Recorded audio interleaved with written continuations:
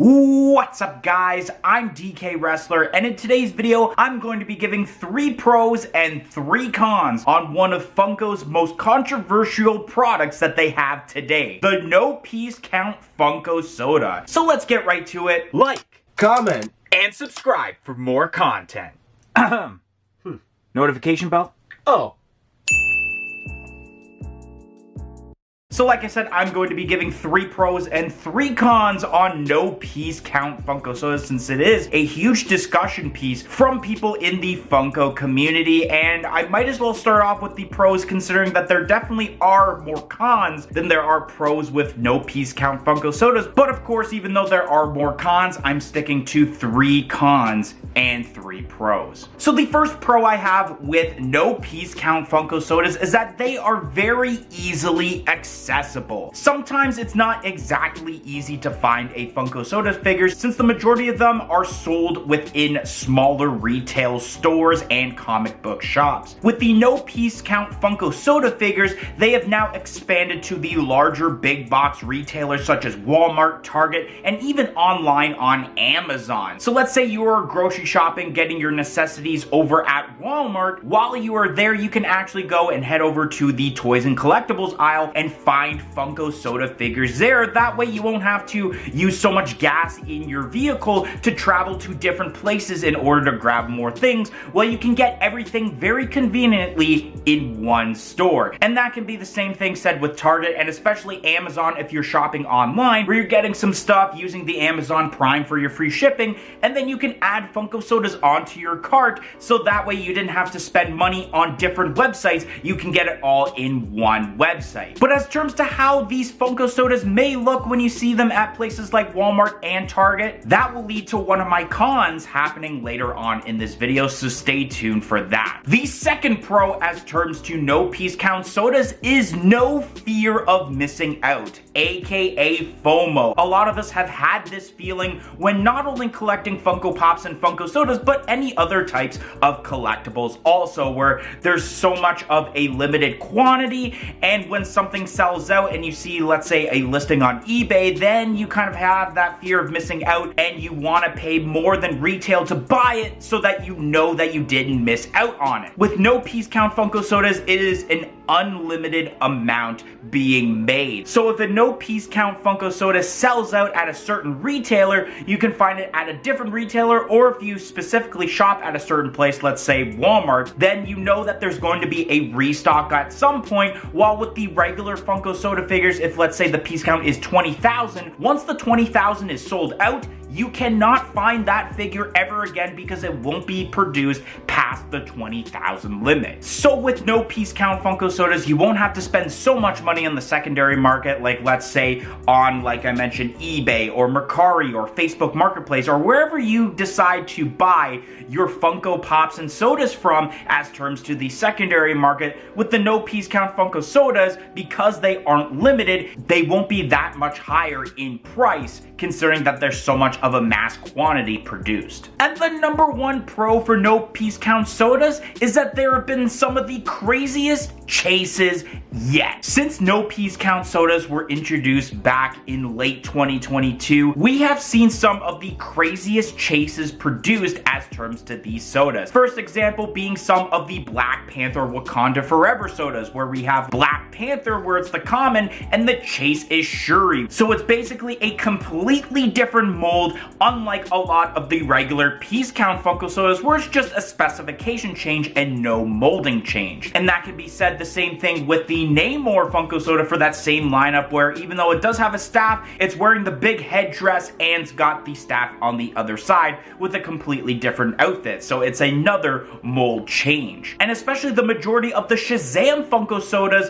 where it is the hero form as the common and then basically non-hero as the chase, where it's a completely different mold. So some of the non-piece count Funko Sodas have had the best chases that we have ever seen thus far as terms to Funko Sodas, compared to a lot of the ones we have seen as terms to the piece count Funko Sodas. But even though we have seen some of the best chases as terms to Funko Sodas with no piece counts, this leads to my very first con of this video, that being we have seen some of the laziest Funko soda chases with no piece count sodas. After the Black Panther ones were announced, they announced the Guardians of the Galaxy ones, I believe, and then they announced the What If and Spider-Man Across the Spider-Verse. The chases started kind of getting a little bit lazy. Some of the Guardians ones were cool, but especially when you go to like the What If ones where either it's maybe like unmasked or like I mentioned before, it's just a specification change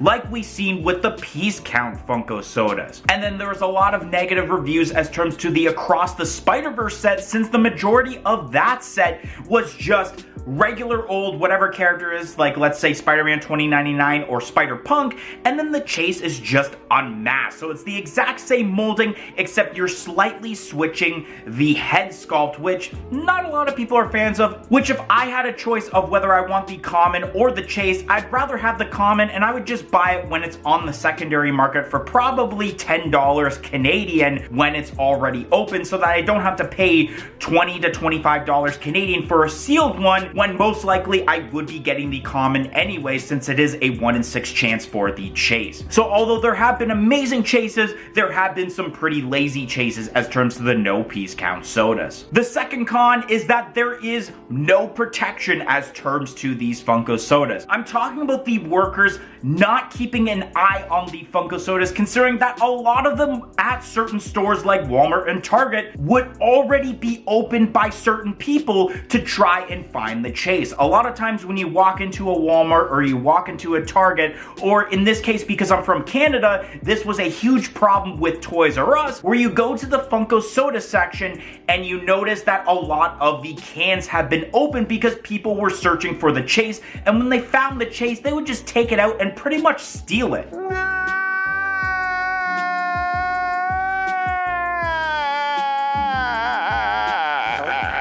So this happened a lot at Toys R Us, and it does continue to happen at big box retailers like Walmart and Target, where people are just searching for the chase, taking it, and then just leaving the cans just there instead of taking it with them. So you go and find a can and there's no figure inside of it because that most likely was the chase, while most likely when you look at these figures, they're most likely the common already open. Which this situation was pretty much solved at majority of Toys R Us here in Canada, where now these sodas are behind the cash register, where an associate or a worker would actually have to grab the soda for you. That way you know it's officially shrink wrapped and it wasn't tampered with. So if maybe the workers at Walmart and Target would take better care of these no piece count sodas, they'd be a little bit more worth it to get. Do it! Do it!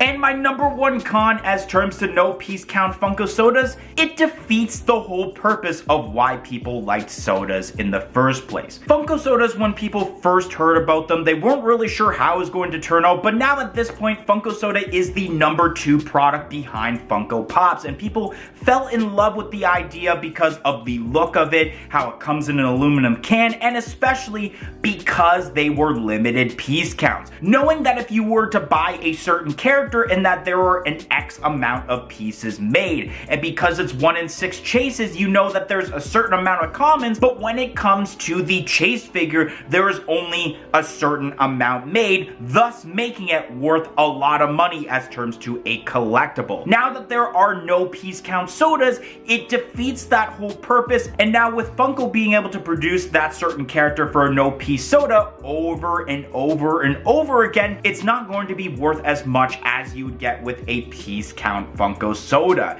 Like if you had a piece count soda of, let's say, 6,000 pieces, that would mean 5,000 are the common and only 1,000 of them have been made for the chase. So you could be 1 out of 1,000 people that could have this chase, and it would be worth a decent amount of money, whether you do decide to keep it or you do decide to sell it on the secondary market. While with no piece count sodas, a lot of times they don't really sell that well. A lot of them have been going on clearance lately because of the fact that they aren't going to be worth as much on the aftermarket. Anyways, guys, that is going to be the end of today's video. Let me know down in the comment section below on some pros and cons that you have that I might not have mentioned as terms to no piece count Funko soda figures. And don't forget to like, comment, and subscribe, and I hope to see you guys in the next video. 1, 2, 3, I'm out of here.